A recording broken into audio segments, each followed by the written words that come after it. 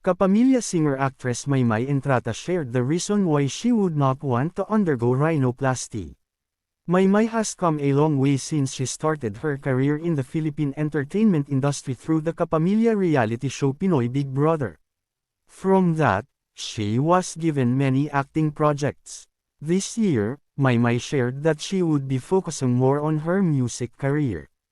Aside from her music and acting career, Maymay also has several endorsement projects. Just recently, a press conference was held for Maymay Entrata's new endorsement project for a skincare product, based on the article in the Philippine Star. The singer-actress admitted that when it comes to her looks, she also has insecurities. It is not about her skin. Hindi po sa acne, pero sa ilong, opo, Maymay said, stressing that this is true. She is thankful that she was given good skin and she is also good at taking care of her skin. However, Maymay does not want to do something with this insecurity. She is not open to doing a cosmetic enhancement and it is because of what her mother said to her.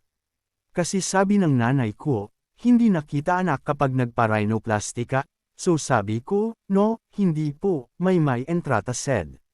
She also said that she never tried going under the knife. The singer-actress even said, ay hindi po. Kung gusto nyo, hawakan nyo po. She also stressed that this is especially true when it comes to her face because it is quite obvious. Meanwhile, Maymay Entrata also denied in a social media reply to a netizen that she used autotune in a performance. The singer-actress even said that there was a part she incorrectly sang which showed that there was no autotune.